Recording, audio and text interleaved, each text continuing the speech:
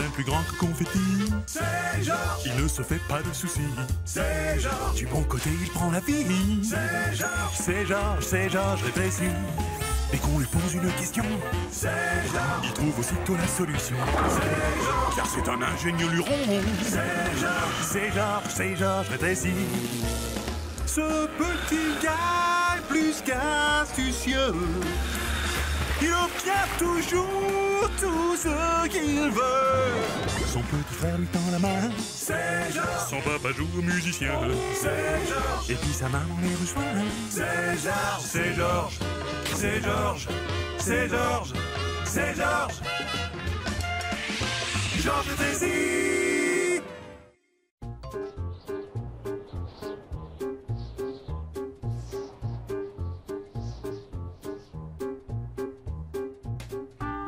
Ce qu'il y a de bien avec les mères, c'est qu'elles sont toujours bien préparées. Et c'est encore plus vrai pour Mère Nature. Alors quand ils ont annoncé à la météo qu'une tempête de neige allait arriver, je me suis dit que mes petits amis du jardin avaient dû s'y préparer. Mais comme dit maman, un petit coup de main, ça ne peut pas faire de mal. Alors Babette et moi, on a décidé d'aider un peu Mère Nature. Au cas où. Encore combien de temps avant la tempête? D'après la météo, elle peut arriver d'une minute à l'autre. On ferait bien de s'y mettre. Oh, voilà Poisson Rouge. J'espère qu'il n'a pas trop froid. Regarde, il bouge à peine. Oh, il va bien, il est en hibernation. Quand l'eau devient froide, le corps des poissons rouges marche au ralenti pour économiser leur force. Très bien, monsieur, je sais tout rétréci. Que mangent les poissons rouges quand ils hibernent? Ils ne mangent rien. En hibernant, ils n'ont plus besoin de manger et il leur faut moins d'oxygène. Mais l'hiver, c'est très long. Comment fera-t-il pour respirer si l'eau du bassin est toute gelée? Aucun problème grâce à l'aération spéciale bassin modèle Georges rétréci. Où est la chaîne? Tout ce qu'il y a à faire, c'est enlever le bouchon. Ça devrait lui permettre d'avoir assez d'air. C'est comme si Poisson Rouge avait son propre petit igloo sous-marin. Mais que se passera-t-il si l'eau gèle? Le bassin est profond, ça ne devrait pas arriver. Mais si l'eau commençait à geler, le glaçomètre rétréci nous préviendrait. Si la glace devenait trop épaisse, elle pousserait la bûche vers le bas, qui tirerait sur le fil de pêche, qui remonterait le mât. Le drapeau rouge serait redressé et je saurais qu'il faut sortir Poisson Rouge. Je crois que Poisson Rouge est ce qu'il lui faut. Quel est le prochain sur la liste? Nos amis grimpeurs. Installer Poisson Rouge pour l'hiver a été facile. Il est au ras du sol et on n'a pas besoin de le nourrir. Mais pour fournir des provisions aux autres habitants du jardin, on va devoir viser haut.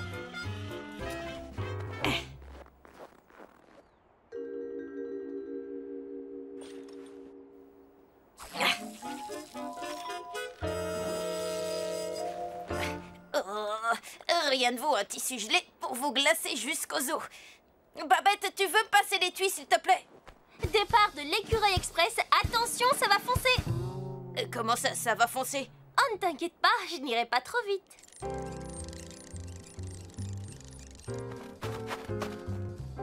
Pour vous, pas besoin d'écouter la météo. Je vois que vous avez déjà fait vos provisions pour l'hiver.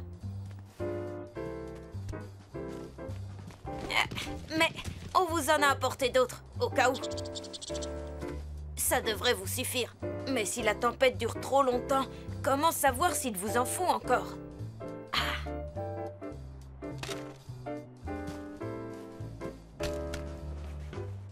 Si votre stock diminue, cette bonne vieille chaussette drapeau penchera vers le bas. Et on saura qu'il faut vous en apporter d'autres. Qu'est-ce que vous en dites? C'est un plaisir de vous aider, mes amis. Ha. Merci beaucoup. J'adore les groseilles. Ramène-moi Babette.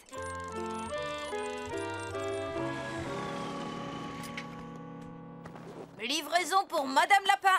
Elle doit avoir des provisions, elle aussi. Mais elle sera contente d'avoir quelques carottes, au cas où. Bonjour, Madame Lapin. Alors, quoi de neuf dans le monde des lapins? Oh, wow, ça c'est du neuf tout neuf. Oui, c'est la première fois que je le vois. Toi, tu viens tout juste de naître. Tu ne le trouves pas mignon? Difficile à dire. Il file tellement vite que je n'ai pas le temps de le regarder. Maintenant, je le vois. Je suis d'accord avec Babette, Madame Lapin. Il est très mignon. On dirait une boule de coton. Mais il est arrivé un peu tard pour la saison. Sa fourrure est un peu fine pour ce temps. Alors, comment va-t-on t'appeler, toi? Petit lapin joli? Oh, à la vitesse où il file, on devrait plutôt l'appeler la flèche. La tempête risque d'être violente, la flèche. Et tu es encore trop jeune pour être dehors tout seul. Alors reste bien avec ta maman jusqu'à ce que ça passe. C'est d'accord? On vous laisse des provisions supplémentaires, on ne sait jamais. Faites bien attention à vous. Bon, on a prévu de l'air pour le bassin, livré des provisions d'urgence à tous les rongeurs du jardin et remis des graines dans la maison des moineaux. Et je crois qu'on a pensé à tout. À tout sauf à ça. Qu'est-ce que c'était? Georges, la maison des oiseaux. Elle va tomber. Oh non, elle va s'écraser en 1000 morceaux. Prends la pelle.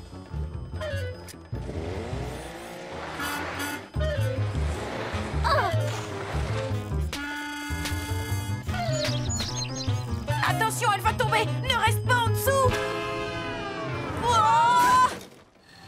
Le tas de neige a quand même amorti la chute. Oui, elle a éclaté en 6 morceaux seulement. Et maintenant, les moineaux se retrouvent sans maison. Ne vous en faites pas. On ne vous laissera pas sans abri au milieu de la tempête. On va vous trouver une maison illico presto. Je crois que j'ai exactement ce qu'il vous faut. Tu es sûre qu'elle ne va pas te manquer? C'est une très jolie maison. Les maisons de poupées, c'est pour les enfants et parfois pour les petits moineaux qui ont froid. Elle sera plus utile comme maison pour les moineaux. Je parie que la famille moineau sera contente d'avoir plus d'espace. On pourrait même faire quelques aménagements. Il nous faut de la paille ou bien des bouts de tissu pour l'isolation. On pourrait installer une piscine chauffée. Oui, c'est une excellente idée. Je suis d'accord. Avec quelques changements, la maison de poupée sera parfaite pour les moineaux. C'est le moment de mettre mon casque de chantier.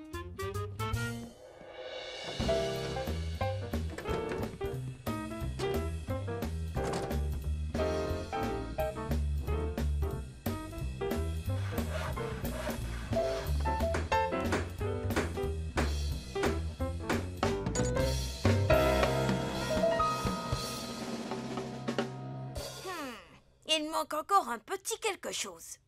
Qu'est-ce que tu vas encore nous inventer? La tempête que nous avions annoncée se dirige droit sur nous. Alors mettez-vous à l'abri. Si vous êtes à l'extérieur, rentrez vite chez vous. Et si vous y êtes déjà, n'en sortez plus. Nous vous conseillons de rester au chaud. Des boîtes? Oui, Victor, des boîtes. Nous Les devons vents nous préparer avant la risquent de tempête. vitesse. J'espère que vous serez bien dans votre nouvelle maison. C'est plus grand, mais tout de même douillet, pas vrai? Assez grand pour un invité, on dirait. Monsieur Rouge-Gorge, vous avez raté le vol vers le sud? L'hôtel des plumes est magnifique, Georges. Et il reste encore beaucoup de place. On devrait en faire la publicité. Le meilleur service pour tous nos amis à plumes. Quoi? Qu'est-ce qu'il y a? Pas de panique. Non seulement l'hôtel des plumes est confortable, mais il est aussi à l'épreuve des prédateurs et des matous. Allez, file de là. Tu ferais bien de te mettre à l'abri, toi aussi. Une grosse tempête arrive. Et voilà, il ne nous reste plus qu'à régler les talkie-walkie pour pouvoir intervenir en cas d'urgence. Ah, ça fonctionne. Maintenant, écoutez-moi les petits amis à plumes. Babette et moi, nous vous souhaitons un séjour agréable. S'il vous faut quoi que ce soit, appelez-nous. On vous entendra. À bientôt. Et il n'est pas non plus dans le placard, sous les escaliers. Rappelle-moi de faire la poussière là-dessous. Qu'est-ce que tu cherches, chérie? Le générateur électrique que j'ai mis au point pendant la tempête de l'hiver dernier. Celui que tu as réussi à faire marcher quand la lumière est revenue? C'est lui, le seul et l'unique. Tu veux que je t'aide à chercher? Non, je te remercie. Victor et toi continuez à sortir les provisions, je finirai bien par le trouver. C'est quoi tout ce matériel d'espionnage? Tu as dit que tout le monde devait se préparer pour la tempête, alors... Tada! Le centre de contrôle animalier. On a mis une alarme dans tous les terriers, les nids et les abris de jardin. On pourra surveiller tous nos amis d'ici. On leur a fait le plein de nourriture et on s'est assuré qu'ils avaient de l'eau. Et tous nos systèmes fonctionnent à pile ou par traction mécanique. En cas de panne d'électricité. Panne? Électricité? Oui, c'est à prévoir. D'ailleurs, ça me rappelle qu'il faut que je retrouve mon générateur artisanal. Pas avant d'avoir vu notre petit chef-d'œuvre. Jette un œil dedans. Nom d'un petit saxophone. Qu'est-ce que c'est? Une cabane à oiseaux améliorée. On a transformé la maison de poupée de Babette en abri. On l'a isolée pour garder la chaleur. Et les oiseaux sont protégés. Oh, vous avez fait du bon travail tous les deux. Et je vais essayer de faire aussi bien et trouver ce générateur. Vous avez pris soin de tous vos animaux? Voyons voir. Les écureuils, Les oiseaux, les poissons, les lapins. Et que faites-vous d'étoiles filantes? étoiles filantes. Dire que la réflexion de maman m'a surpris serait en dessous de la vérité. Très en dessous. Non seulement Étoile Filante n'est pas notre chat, mais pour les autres animaux du jardin, il est aussi dangereux que la tempête à venir. Étoile filante est un être vivant, il a aussi besoin de votre aide. On sait bien que maman a raison. Si on veut être sûr que toutes les créatures soient prêtes à affronter le vent et le froid, il va falloir ajouter Étoile Filante à notre liste. Et puis, je me suis dit que si on faisait en sorte qu'il ait l'estomac plein, il y aura moins de risques qu'il s'en prenne aux autres animaux du jardin. Oh, ça y est, le vent se met à souffler. Je suis prête, Georges. Et une ration d'urgence pour chat, une! Ça, c'est ce qu'on appelle du service à domicile. Ouais, mais c'est pas une raison pour manger ton écharpe. Cette fois, elle est bien là. La tempête. La colère glacée de Mère Nature. On ferait bien de rentrer à la maison et vite.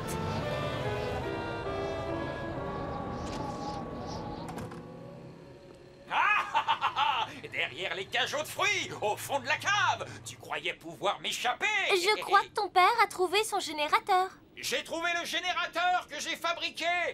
Bravo, tu avais deviné.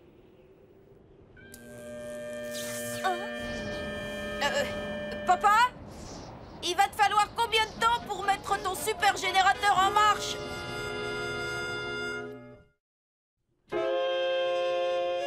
Dehors, les animaux sont préparés pour la tempête. Et nous, on se retrouve dans le noir. Au revoir la lumière. Eh bien, le vent et la neige ont fait tomber les lignes électriques. Tout le monde va bien? Apparemment, tout le monde est là. Qui peut bien venir frapper?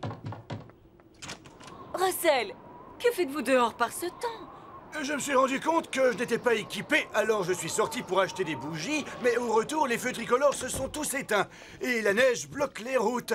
Je peux rester en attendant que le gros soit passé. Russell reste. Bien sûr, Russell va rester avec nous pendant la tempête. C'est très gentil à vous, merci. J'ai des bougies si vous voulez. Et quelques provisions aussi. Bienvenue chez nous. Ça souffle plus fort que Louis Armstrong dehors. Mettez-vous à l'aise. Vous êtes ici chez vous, Russell. Non, cette maison est la vôtre. Je vous l'ai vendue à bon prix. Ah, que de souvenirs me reviennent. En 40, j'étais à la cave pendant la tempête. J'essayais d'empêcher les tuyaux de geler. Intéressant. Dites-moi, Russell, est-ce que vous vous y connaissez en générateur à manivelle? Parce que j'en ai un à la cave qui fait sa mauvaise tête. Eh bien, Arnaud, je me ferai un plaisir de vous aider. Désolé, monsieur Copeland. On dirait qu'il y a le feu. Oui, dans le jardin. Mais c'est pas un feu. C'est l'alarme de la porte de l'Hôtel des Plumes. Le vent a dû l'ouvrir. Je ne me souviens pas qu'il y ait eu un hôtel dans le jardin à l'époque où je vivais ici. C'est une construction récente. Allez donc voir pendant que je prends des bougies. C'est bien la porte de devant. C'est une cabane très impressionnante. L'ancienne était suspendue à l'arbre. Mais avec le poids de la neige, elle s'est écrasée. Alors on a transformé la maison de poupée de Babette en abri pour toutes sortes d'oiseaux. Regardez-moi cet arbre énorme. Difficile d'imaginer que quand je l'ai planté, il n'était pas plus grand que toi. J'avais à peu près ton âge, Georges. Wow, c'est drôlement vieux. Oui, plus que tu ne le crois. On ferait bien de fermer la porte, sinon on va trouver des oiseaux congelés. Georges, tu es sûr de vouloir sortir par un temps pareil? Pas besoin de sortir quand on a le dernier modèle de portier que j'ai inventé. Est-ce que je peux avoir de la lumière? Il suffit de demander. Wow, avec le vent, la porte résiste. Comment ça se passe? Tu y es presque. Ça y est. Beau travail, Georges. Ils sont bien au chaud dans leur nid douillet. Ah, c'est pour nous que je m'inquiète. Les radiateurs ne fonctionnent plus. La maison va se refroidir. Très très vite. Monsieur Copeland, pendant que vous réparez le générateur, Babette et moi, on va remonter du bois pour la cheminée. Je vois que vous prenez les choses en main, commandant Rétréci.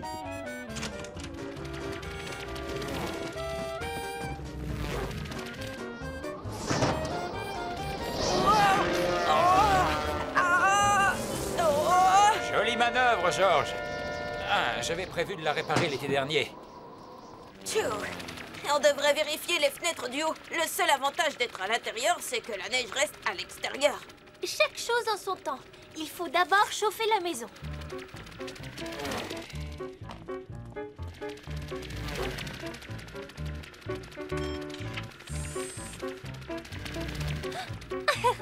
Donnez-lui un tour de manivelle, Arnaud. Il a juste besoin qu'on l'aide un peu, c'est tout. Ah, un peu d'huile de coude. Ah. Oh, génial.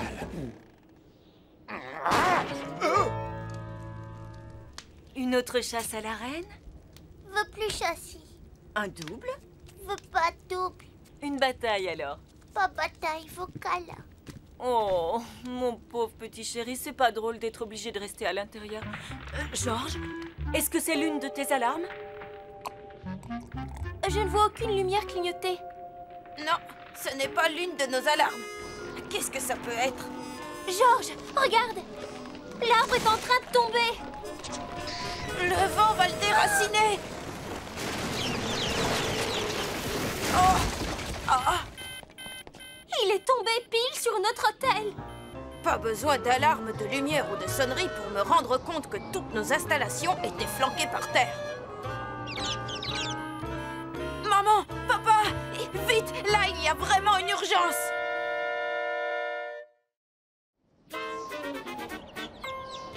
Sans vouloir réduire la gravité de la situation, c'est la gravité la cause du problème. Et avec le poids d'1 milliard de glaçons, ça ne nous a pas aidé à soulever l'arbre et libérer nos petits pensionnaires prisonniers dans l'hôtel. Il va nous falloir du secours. Heureusement, la tempête s'est un peu calmée.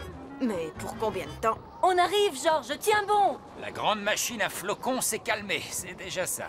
Moi aussi veux aider les animaux. Et si toi et moi, on allait installer une salle d'examen dans votre garage, hein, Victor? Comme ça, on pourra vérifier la santé de nos petits amis. Excellente idée. Russell et toi, vous serez les docteurs des animaux. Si quelqu'un ne se sent pas bien, on vous l'envoie. D'accord, fiston? D'accord.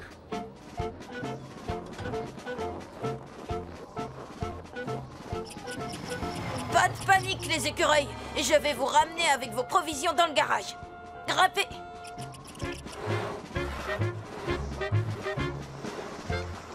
Oui, cette opération de sauvetage est un vrai travail d'équipe. En temps normal, je n'aurais jamais touché un bébé animal ou même un nid. Mais c'est une urgence. Il faut qu'on travaille vite et prudemment pour s'assurer que les animaux restent aussi calmes que possible.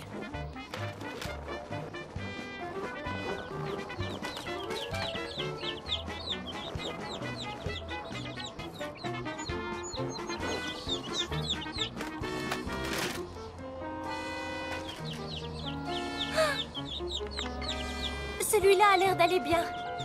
Emmenons les autres patients aux urgences. Le cœur bat un peu vite après toutes ces émotions. Mais à part une écorchure à la patte, ce petit écureuil retournera chercher des glands dans très peu de temps. Vous avez été vétérinaire combien de temps, monsieur Copeland? Ou dois-je dire docteur Copeland?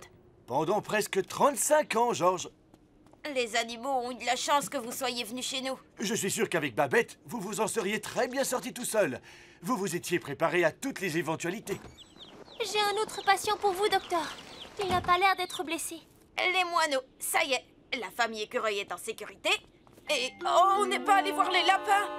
Leur terrier était sous les racines de l'arbre. Il faut qu'on retrouve la flèche.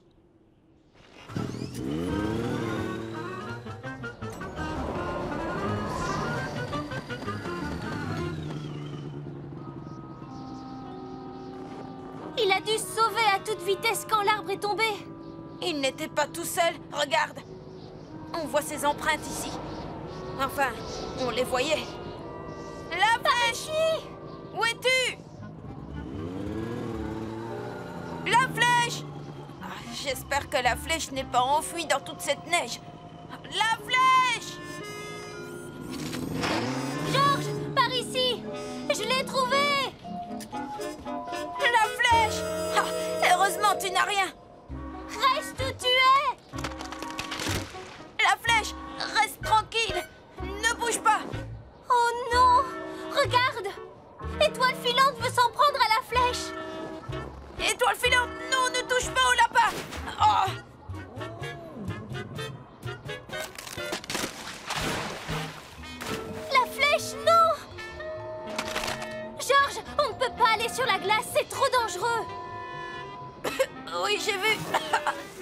Mais on doit faire quelque chose pour empêcher Étoile Filante de...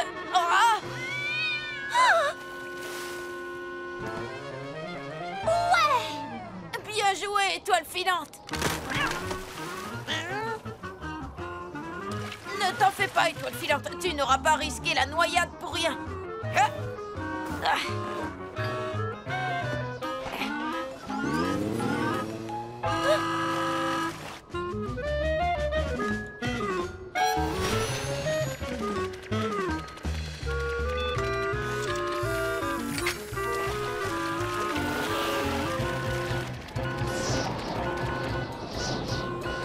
Redresse, Georges. Redresse vite.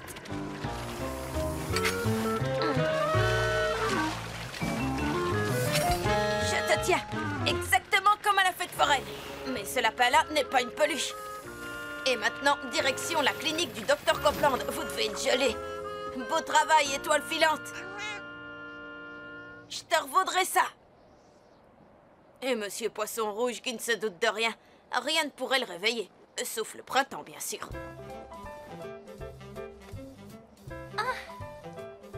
On rentre? La nature est incroyable, pas vrai? Avec elle, on ne peut jamais prévoir. Tout peut changer d'une seconde à l'autre. Mais ça fait plaisir de voir que même la pire des tempêtes peut pousser les gens et les animaux à donner le meilleur d'eux-mêmes. Moineau, c'est bon. Rouge-gorge, c'est bon. Écureuil, c'est bon. Lapin, c'est bon. Bon, tout le monde est en bonne santé et bien au chaud. Tout le monde sauf votre arbre, Monsieur Copeland. Celui que vous avez planté quand vous viviez ici. Il a été transformé en bûche d'un seul coup de vent. Georges, ça ne dépend que de toi maintenant. Il va falloir que tu plantes un nouvel arbre à sa place quand le printemps reviendra. Et dans quelques années, il sera assez grand pour accueillir des familles entières de petits moineaux. Bonne idée, mais... Monsieur Copeland, vous pourriez peut-être m'aider à le planter le moment venu. Ce sera avec grand plaisir. J'ai l'habitude de ce genre d'exercice. Eureka! Je crois que ton père a trouvé ce qui clochait dans le générateur. J'ai trouvé ce qui cloche dans ce générateur! Tu es doué. Tu es très doué. Il va bientôt... Il va démarrer dans 1 minute. Ah! Oh, je vous l'avais dit qu'il marcherait. Bravo, papa. Félicitations, chérie. Bravo, c'est Vous génial. avez fait de l'excellent travail, Arnaud. Waouh, papa. Ton générateur a même allumé les lampadaires de la rue. La tempête s'éloigne à présent de notre belle petite ville. Et aussi la télévision. Oh, nom d'une cymbale, ce n'est pas mon générateur. Ils ont réparé les lignes électriques. Suite de ce bulletin. Juste au moment de ton heure de gloire, papa. Pas de chance. Ah, ce n'est pas grave, Georges. Les lumières et le chauffage sont revenus et tout le monde va bien. C'est le plus important. Et maintenant, je suis prêt pour la prochaine tempête. Soleil, la tempête, elle est partie. Ouais, je n'aurais pas dit mieux, Victor. Tu viens, Georges? Maintenant que c'est fini, on peut aller jouer dans la neige. Et voilà, c'est terminé. On a survécu à une tempête qu'on n'oubliera pas de sitôt. On a perdu un beau et vieil arbre. Mais Russell et moi, on en plantera un autre. Cette tempête nous a rappelé une chose importante. Il ne faut pas sous-estimer les forces de la nature. Et parfois, il vaut mieux s'attendre à quelques surprises.